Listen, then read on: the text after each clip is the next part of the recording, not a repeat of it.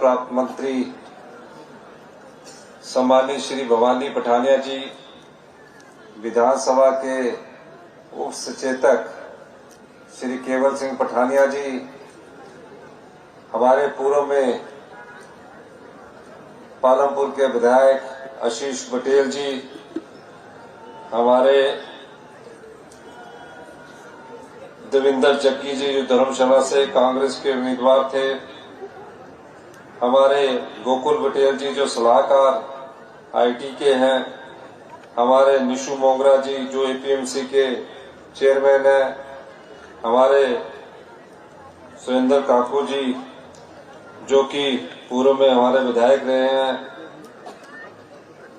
हमारे रामचंद्र पठानिया जी कांगड़ा राज्य कृषि एवं ग्रामीण विकास के चेयरमैन हैं, हमारे नीनू शर्मा जी जो महापौर हैं, सभी सम्मानित काउंसलर्स और धर्मशाला की सभी विधानसभा क्षेत्र से आए मेरे साथीगण, युवा साथियों, प्यारे बच्चों, 2 वर्ष पहले जब हमारी सरकार बनी उस समय हम 40 थे।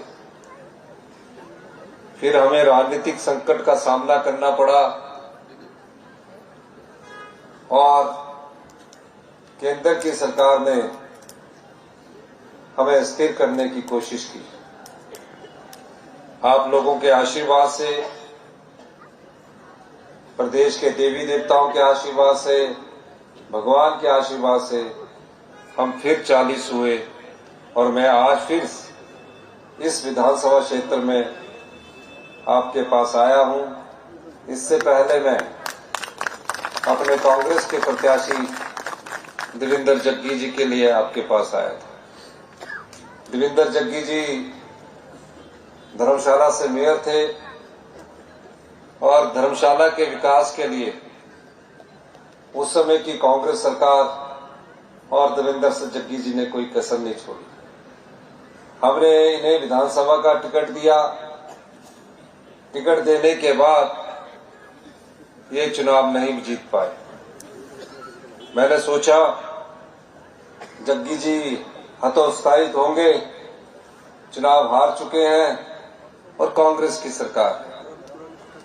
ये मुझसे मिलने आए और मैंने कहा कि आपके मन में आम लोगों के लिए दर्द है, गरीब की पीड़ा आपके दिल में है, आप जनता के बीच में जाइए।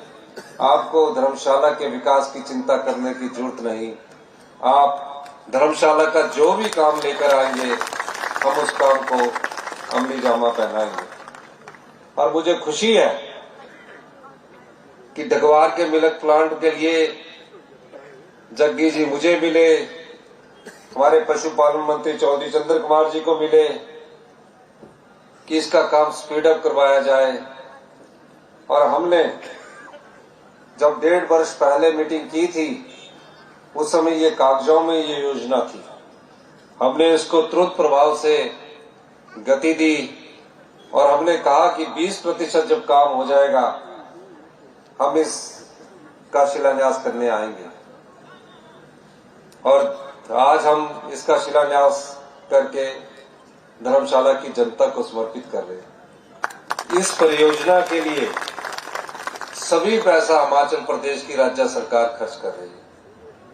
कल्पना कीजिए कि 225 करोड़ रुपए की ये परियोजना कांगड़ा जिला के लिए और धर्मशाला में जो किसान रहता है, कांगड़ा में जो किसान रहता है, जो पशुपालक है, उसकी जिंदगी में बदलाव लाएगी। उसका महत्वपूर्ण अंग ये परियोजना है। तकरीबन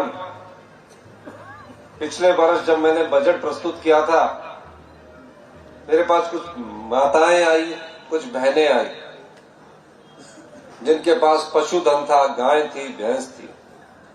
कहा कि मिल्क फेडरेशन के द्वारा हमें सिर्फ 30 रुपए लीटर सरकार द्वारा गाय का दूध खरीदने के लिए दिए जाते हैं और भैंस का दूध खरीदने के लिए 45 रुपए लीटर पैसा दिया जाता है। और उसमें क्वालिटी चेक की जाती है, मुझे 25 रुपए ही मिलते हैं। मैंने उनकी बात को सुना। मैंने उनसे पूछा कि इससे पहले क्या होता था, मुझे तो मुख्यमंत्री बने 2 साल हुए हैं। उन्होंने कहा कि हर बार चुनावों से पहले जो भी सरकारें आती थी वो 2 रुपया बढ़ाकर चली जाती थी।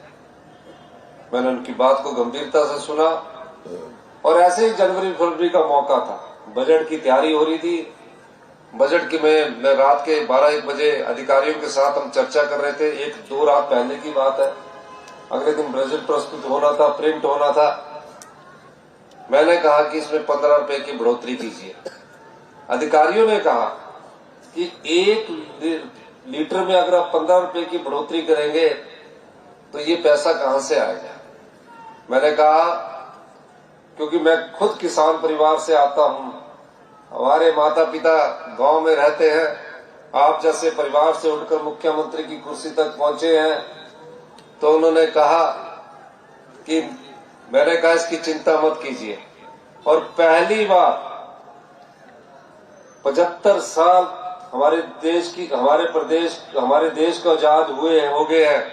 पहली बार हिमाचल प्रदेश हिंदुस्तान का पहला राज्य बना जहां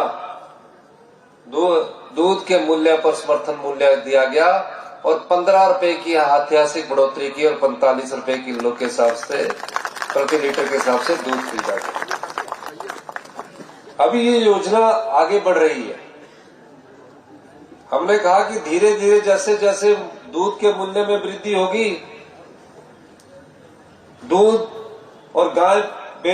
बेचने वाले और गाय पालने वालों की संख्या में वृद्धि होगी।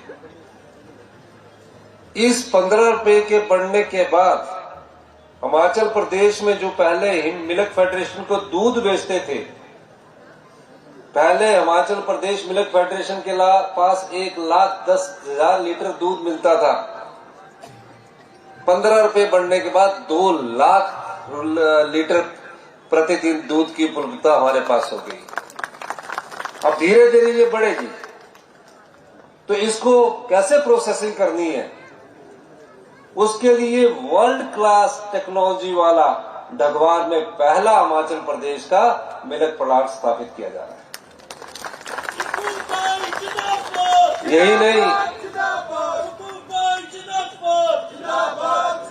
यही नहीं, हमारी कल्पना है और हमारा संकल्प है कि हम गांव के लोगों के हाथ में पैसा कैसे दें, आम लोगों के हाथ में पैसा कैसे पहुंचाए। हमारी सरकार विभिन्न योजनाओं के माध्यम से आगे बढ़ रही है। इन योजनाओं को बढ़ाने के लिए पैसे की जरूरत होती है और चुनौतियां भी बहुत होती है।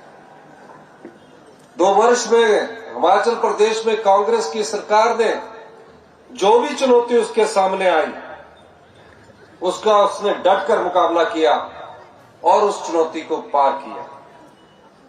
पहली चुनौती, हमारे जो खजाने को लूट लिया गया था, अपने राजनीतिक महत्व के लिए लुटा दिया गया था, इस प्रदेश पर 75,000 करोड़ रुपए का कर चढ़ाकर और 10,000 करोड़ रुपए की सरकारी कर्मचारी और अधिकारियों की देनदारियों के बाद उससे निपटने की जिम्मेवारी हमें मिली।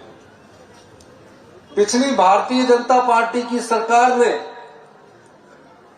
2 चीजें 5 साल में पैदा की। पहली, गरीब और गरीब होता गया और धनवान होता गया। ये भारतीय जनता पार्टी की पिछले 5 साल की सरकार की देन है। दूसरी, प्रदेश में रोजगार के अवसर पैदा नहीं किए गए। 5 साल में सिर्फ 20,000 लोगों को ही रोजगार मिला और उसमें अधिकांश रोजगार सुप्रीम कोर्ट और हाई कोर्ट में फंसे रहे। हमारी सरकार आने के बाद उन केसों की लड़ाई हिमाचल प्रदेश के सरकार ने बड़े बड़े वकील तय करने के बाद सुप्रीम कोर्ट और हाई कोर्ट में लड़ी। हमने सब केस जीते। तो 2 चीजें में, एक, धनवान को बहुत अधिक पैसा दिया गया और प्रदेश में बेरोजगारी बढ़ाने का दायित्व अगर किसी प्रदेश की पिछली भाजपा सरकार को जाता है, जिसे वो डबल इंजन की सरकार कहते हैं, वो भारतीय जनता पार्टी की सरकार को जाता है। उनके समय नौकरियां बिकती गई, पुलिस में भ्रष्टाचार हुआ, पुलिस भर्ती हुई, भ्रष्टाचार हुआ, उसमें पुलिस भर्ती के पेपर लीक किए गए, लेकिन कोई कार्रवाई नहीं हुई। सबॉर्डिनेट सिलेक्शन बोर्ड हमीरपुर में स्थापित है। मुझे कहा गया कि आप अपने हमीरपुर जिला का सबॉर्डिनेट सिलेक्शन बोर्ड को भंग करेंगे, लोग आपके खिलाफ हो जाएंगे। मैंने कहा, जिस सबॉर्डिनेट सिलेक्शन बोर्ड में युवाओं के भविष्य के साथ खिलवाड़ होता है, जिस सबॉर्डिनेट सिलेक्शन बोर्ड में पैसों की खातिर पेपर लीक किए जाते हैं, जिस सबॉर्डिनेट सिलेक्शन बोर्ड से गांव के किसान का बेटा ये सोचकर पढ़ाई करता है कि एक दिन मैं सरकारी नौकरी लगूंगा, और उसके सपने चूर हो जाते हैं जब वहां से पेपर लीक होता है। अधिकारियों ने भी कहा कि बहुत बड़ा फैसला होगा। मैंने उस भ्रष्टाचार के चोर दरवाजे को, उस सबॉर्डिनेट सिलेक्शन बोर्ड को भी भंग किया। मैंने कोई क्षेत्रवाद नहीं देखा। मैंने देखा, चाहे वो कोई भी नौकरी देने वाला आयोग है, अगर वहां युवाओं के भविष्य के साथ खिलवाड़ किया जाता है, उसके खिलाफ सख्त से सख्त कार्रवाई की जानी चाहिए। आज तक जो पेपर लीक करने वाले आदमी है, वो जेल की सलाखों के पीछे है। पूरा भाजपा सरकार सोई रही, डबल इंजन की सरकार कहती रही, दिल्ली के सहारे भी वो सरकार कहती रही। तब वो खुद पूर्व भाजपा सरकार में जयराम ठाकुर जी मुख्यमंत्री थे। पुलिस भर्ती पेपर लीक हुआ, आपने पेपर भंग किया, किन अधिकारियों पर कार्रवाई की? 2 साल हुए, मुझे पता लगा कि ठोक में हमारी सरकार में कोई एक्शन, उन्होंने भ्रष्टाचार किया, हमने वहां भी विजिलेंस की इंक्वायरी करवाई है और भ्रष्टाचार के चोर दरवाजों को बंद कर रहे हैं। हमने अभी वन मित्तल का भर्ती का पेपर का रिजल्ट निकाला, एक भी बेटा 2061 पोस्टें आज तक वन विभाग में नहीं निकली थी। वन विभाग में एक भी बेटा या बेटी आकर यह नहीं कह सकती कि हमारे साथ अन्याय हुआ है। जिसने भी अगर मेरिट में छेड़छाड़ की होगी, जो भी अधिकारी सामने आएगा, हम उसके खिलाफ भी सख्त कार्रवाई करेंगे। हमारी सरकार आम लोगों के विश्वास में कुठाराघात नहीं करेगी। हमने वादा किया कि हमारी पहली कैबिनेट होगी, हम आपको 1,36,000 सरकारी कर्मचारी है, उन्हें हम ओल्ड पेंशन स्कीम देंगे। जिन्होंने हिमाचल की विकास की गाथा लिखी है, 1,36,000 सरकारी कर्मचारियों को हमने पेंशन दी। केंद्र की सरकार का रवैया देखिए,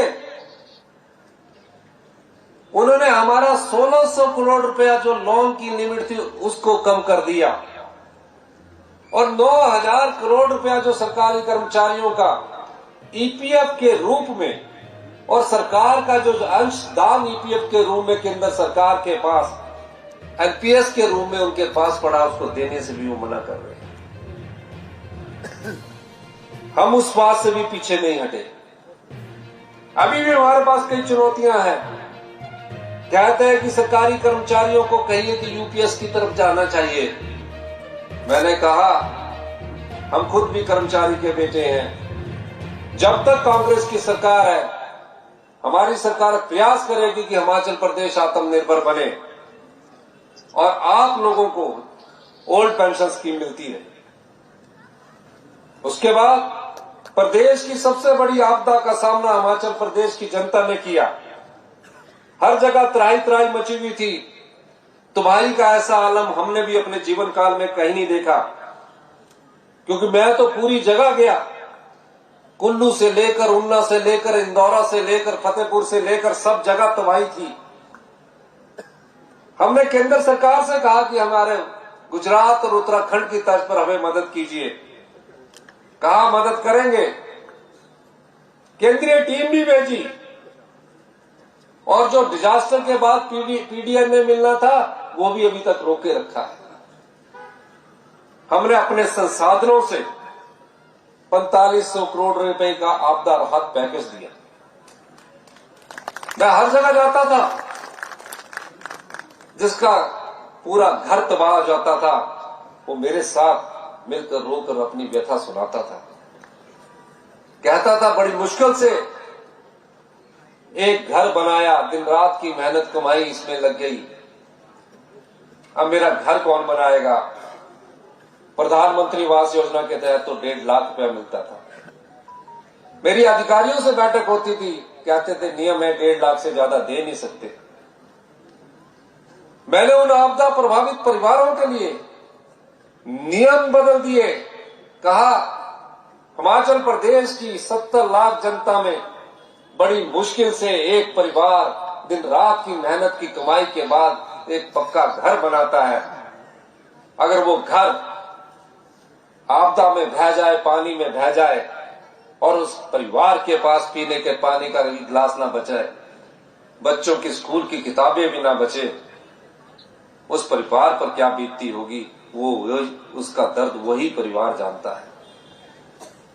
इसलिए इस नियम को बदलना होगा और हमने नियम को बदला। प्रत्येक परिवार जिसका घर पूर्णतः नष्ट हो गया था, हमने उसे 7 लाख रुपया दिया। बिजली के पानी का कनेक्शन भी मुफ्त में दिया, खाने की चीजें भी मुफ्त में 6 महीने के लिए उपलब्ध करवाई। टेम्परेरी तौर पर यह भी कहा कि जब तक आपका घर नहीं बन जाता, शहर में रहने वाले परिवार को 10,000 रुपया महीना किराए पर दिया जाएगा और गांव में रहने वाले परिवार को 5,000 रुपया दिया जाएगा। भारतीय जनता पार्टी के लोग कहते रहे कि विधानसभा सेशन बुलाइए, सारे अधिकारी, कर्मचारी, पुलिस विभाग आपदा से लड़ाई लड़ने के लिए लड़ रहा था और भारतीय जनता पार्टी वाले कह रहे थे विधानसभा का सेशन बुलाइए। हमने विधानसभा का सेशन बुलाया, उनसे कहा कि हम आपदा की सहायता के लिए केंद्र सरकार से मांग करते हैं, आप उस प्रस्ताव के समर्थन में चर्चा कीजिए। बहुत चर्चा की, बड़ी बड़ी बातें की और जब आपदा प्रभावित परिवारों को राहत का प्रस्ताव पारित करने की बात आई तो वॉकआउट करके चलेगी। भारतीय जनता पार्टी के लोगों ने हिमाचल का हित नहीं देखा, वो रिकॉर्ड में है विधानसभा के कि उन्होंने प्रस्ताव के समर्थन में वोट नहीं दिया। हमने उस लड़ाई को दिलाया। राजनीतिक चुनौती आई, 6 विधायक कांग्रेस को छोड़कर चले गए। मैं हिमाचल की जनता का धन्यवाद करना चाहता हूं। यहां के क्षेत्र के विधायक को भी आपने चुनकर कांग्रेस पार्टी के चुनाव चिन्ह पर चुनकर भेजा था। वो आपको भी धोखा देकर चला गया, पार्टी को भी धोखा देकर चला गया। लेकिन हिमाचल की जनता का धन्यवाद इसलिए, जो लोग ये सोचते थे कि हम पैसे के दम पर आम लोगों की चुनी हुई सरकार को गिरा देंगे, हिमाचल की जनता ने 2 बार उपचुनाव हुआ, 2 बार उपचुनाव हुआ और हमें फिर 40 सीटों पर पहुंचा दिया। इसके लिए मैं हिमाचल की जनता का धन्यवाद करता हूं।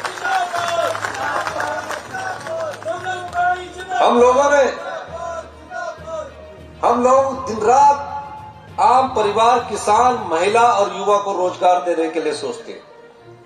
कभी किसी ने कल्पना नहीं की थी कि राजस्व अदालतें लगेगी। इंतकाल 4-4, 5-5 साल से नहीं हुआ करते थे। मैंने खुद बैठक की, मैंने deputy commissioner, divisional commissioner, financial commissioner को कहा ये 20-20 साल से जो केस लटके हुए हैं और जो पटवारी कानगो साहब गरीब किसान को पूरा दिन इंतजार करवाते हैं इंतकाल के लिए, भूखे पेट वो पटवार खानों के चक्कर काटते हैं, तहसील के चक्कर काटते हैं, इसको तुरंत प्रभाव से खत्म किया जाना चाहिए। आप देखिए 2,47,000 इंतकाल तुरंत प्रभाव से 1 साल के अंदर खत्म कर दिए गए। चुनौतियां बहुत थी, लेकिन हमने समाज के सभी वर्गों से जो हमने वादा किया था कि इस समाज की जो संपदा है, इस समाज का जो धन है, ना तो हम लुटने देंगे, ना ही हम लुटाएंगे। आज ये 225 करोड़ रुपए का डगवा आज आप लोगों को मैं बताना चाहता हूं कि राज्य सरकार के पैसे से बन रहा है। हमने नवाड़ में कहा है, लेकिन उससे पहले हमने पैसा इसका दे दिया है। ये महज एक प्लांट नहीं है, प्रोसेसिंग यूनिट नहीं है, ये ग्रामीण अर्थव्यवस्था की ओर बढ़ते हुए कदम है। इसी के संदर्भ में मैं कहना चाहता हूं कि हमने देखा कि गांव में किसान हमारा जो हिमाचल के लोअर पार्ट्स है उसमें गेहूं उगाते हैं या मक्की उगाते हैं। हमने गेहूं का मूल्य 40 रुपए किलो प्रति किलो के हिसाब से तय किया है, और जो मक्की का मूल्य है वो 30 रुपए प्रति क्विंटल के हिसाब से किया। हमने कहा कि जो भी गोबर आधारित प्राकृतिक खेती करेगा, हम उससे 30 रुपए किलो मक्की खरीदेंगे और 40 रुपए किलो गेहूं खरीदेंगे। और इसके साथ ये देखा गया कि ग्रामीण अर्थव्यवस्था में और कैसे पैसे डाला जाए। पहली बार इतिहास में हिमाचल प्रदेश ने राज्य सरकार के अपने खजाने से मनरेगा की दिहाड़ी में 60 रुपए की वृद्धि की। जो 240 रुपए आज दूसरे प्रदेशों में मिलती है, उसे बढ़ाकर हमने 300 रुपए किया। समाज का एक वर्ग कभी किसी मांग को लेकर नहीं आता था, क्योंकि उसको मांगने की हिम्मत ही नहीं थी। 6000 के करीब अनाथ बच्चे जो अपनी माता को खो चुके थे, अपने पिता को खो चुके थे। 18 साल के बाद कोई योजना नहीं थी। कोई एमए करना चाहता था, कोई एमबीबीएस कर रहा था, कोई पीएचडी करना चाहता था, कोई प्रोफेशनल कोर्स करना चाहता था। कोई सोचता नहीं था उन बच्चों का कभी उन्होंने मांगने की। मैंने जब ऐतिहासिक रिज मैदान पर शपथ ली, उन परंपराओं का पालन ना करते हुए सबसे पहले मैं उन अनाथ बच्चों के पास गया और उनसे कहा, चिंता मत कीजिए, ये जो हिमाचल प्रदेश का खजाना है उसमें एक भाग आपका भी है। और आज मुझे खुशी है, हिमाचल प्रदेश के 6000 बच्चे पैदा होने से लेकर अभी तक 27 साल की उम्र तक उनकी सरकार ही माता है, सरकार ही पिता है, और वो चिल्ड्रन ऑफ द स्टेट के कानून से नवाजे गए। हिमाचल प्रदेश हिंदुस्तान का पहला ऐसा राज्य बना जहां इस प्रकार का कानून बना। आज 18 साल के ऊपर के प्रत्येक बच्चे को 4000 रुपया मासिक महीने का उसकी जेब में जा रहा है, साल का 28,000 रुपया जा रहा है। शादी के लिए 2 लाख है, मकान के लिए 3 लाख रुपया मिल रहा है, कोचिंग के लिए 1 लाख रुपया मिल रहा है। और आज बच्चे जिस तरह हम अपने परिवार को साल में एक बार घुमाने के लिए ले जाते हैं, उस तरह आज बच्चे भी गोवा, चंडीगढ़ और दिल्ली के क्षेत्रों में जा रहे हैं। अभी शिमला के बच्चे जाके आए। अभी मुझे फोन पर पता लगा कि बिलासपुर में जो बेचारे बच्चे हैं वो आज वाघा बॉर्डर में जा रहे हैं। उन बच्चों ने कभी कोई मांग नहीं की कि हमें यह दीजिए। कर्मचारी तो मांग करते रहे, हड़ताल करते हैं कि हमें ओपीएस दीजिए, किसान हड़ताल करते हैं, मजदूर हड़ताल करते हैं। उन बच्चों ने कभी मांग नहीं की। लेकिन क्या वो इस प्रदेश की संपदा के हकदार नहीं है? वो भी इस प्रदेश की संपदा के हकदार है। और आज वो 27 साल की उम्र तक सरकार उनका ख्याल रखेगी, और उनकी शादी के लिए भी हमारी सरकार उनको 2 लाख रुपए की धनराशि उपलब्ध करवाएगी। इसके अलावा हमने देखा कि विधवाएं बहनें होती है, अचानक पति की मौत हो जाती है, बच्चा डॉक्टरी कर रहा है, इंजीनियरिंग कर रहा है, पीएचडी कर रहा है, एमफिल कर रहा है, एमकॉम कर रहा है, बीए कर रहा है, आईटीआई कर रहा है, प्रोफेशनल कोर्सेज कर रहे हैं। वो फीस के लिए या तो किसी नेता विधायक के पास जाती है या किसी धनवान के पास जाती है कि मेरा बच्चा डॉक्टरी कर रहा है। डॉक्टर की फीस 1.5 लाख रुपया होती है। अगर वो बच्चा हॉस्टल में रह रहा है तो 75,000 रुपया और लगता है। कहां से पैसा पूरा करेगी? हमारी सरकार ने इस साल इंदिरा गांधी सुख शिक्षा योजना शुरू की, और तकरीबन कल ही मैं यहां देख रहा था यहां से भी बच्चों को उनकी पूरी फीस और हॉस्टल का खर्चा हिमाचल प्रदेश की सरकार बन रही है। विधवा बहनों ने कभी मांग नहीं की, ये उनकी भी अधिकार में था। आज राज्य का एक अंश हमारे खजाने से उन विधवा बहनों की सेवा में जा रहा है। अभी और योजनाएं हैं। मैं आपको ये भी बताना चाहता हूं कि हमारे पास अगर 1 रुपया खजाने में आता है और हमारे पूरे साल में अगर 1 रुपया खजाने में आता है, उसमें से 70% जो है वो हमारे सरकारी कर्मचारियों की पेंशन्स पर, सरकारी कर्मचारियों के पे पर और ब्याज पर और मूलधन को लुटाने में चला जाता है। उसके पास जो 30% बचता है उसमें हम अपने रिसोर्स मोबिलाइजेशन के साथ उस पैसे को बांटते हैं। बड़ा दुख होता है कि अपने राजनीतिक लाभ के लिए चुनावों से पहले 900 शिक्षा संस्थान खोल दिए गए और भारतीय जनता पार्टी के नेता ये कहते हैं कि हमने इतने शिक्षा संस्थान खोल दिए। मैं 1800 संस्थान खोल सकता हूं। चुनावों से पहले मैं भी 1800 संस्थान खोल सकता हूं। नोटिफिकेशन ही करनी है कागज में, कोई फाइनेंस से अप्रूवल नहीं रही। आप खुश होकर चले जाएंगे कि मेरा स्कूल तो सीनियर सेकेंडरी स्कूल हो गया, मेरे यहां तो पीएचसी की नोटिफिकेशन होगी। आप दिखाएंगे उसे। उस चीज का फायदा क्या? जो दूसरे स्कूल को जब आपने अपग्रेड किया तो जो पहले स्कूल से टीचर था उसको उठाकर उस स्कूल में भेज दिया। उस स्कूल की भी पढ़ाई का बेड़ा गर्क हुआ और दूसरे स्कूल की पढ़ाई का भी बेड़ा गर्क हुआ। कोई नियुक्तियां नहीं की। हमने कहा हम संस्थान खोलेंगे और ये नहीं कि राजनीतिक लाभ के इसलिए संस्थान खोलेंगे। हम संस्थान खोल रहे हैं, लेकिन पहले नियुक्तियां की। हमारी 4वीं या 5वीं कैबिनेट में हमने 6000 शिक्षकों की भर्ती करने का निर्णय लिया। 3000 बैच वाइज भर्ती हो चुकी है, JBT, TGT, medical, TGT, non medical lecturers की, और 3000 राज्याचार्य नियोग के द्वारा भर्ती शुरू होने वाली है। हम क्या चाहते हैं कि पहले शिक्षकों की नियुक्ति की जाए, उसके बाद संस्थान खोलने जाए। पर संस्थान खोलने की समस्या क्यों आ रही है? कोई समस्या हमें आती नहीं है, लेकिन हम देखते हैं कि हर साल सरकारी स्कूलों में बच्चे पढ़ना ही नहीं चाहते। साथ लगता हुआ प्राइवेट स्कूल है उसमें बच्चे पढ़ना चाह रहे हैं, जबकि सरकारी स्कूलों में जो हमारे पास टीचर्स है वो क्वालिफाइड है। मैं दूसरे प्राइवेट संस्थानों का विरोध नहीं कर रहा, इसकी कमी को पहचाना गया और हमने उसमें क्या सुधार किए और आगे भी सुधार कर रहे हैं। हमने कहा कि पहली कक्षा से गवर्नमेंट स्कूल में भी इंग्लिश मीडियम शुरू किया जाएगा। उस स्कूल का प्रिंसिपल ये तय करेगा कि मेरे स्कूल के बच्चों की वर्दी कौन सी होगी, और पहली कक्षा से हमने इंग्लिश मीडियम पिछले एकेडमिक सेशन से शुरू कर दिया। मैंने पूरे डिपार्टमेंट की मीटिंग ली। मीटिंग के बाद मैंने और भी इनके बारे में रिसर्च की और पाया कि हम 21वें स्थान पर पहुंच गए गुणात्मक शिक्षा में। 21वें स्थान पर, जो दूसरे या तीसरे स्थान पर होते थे।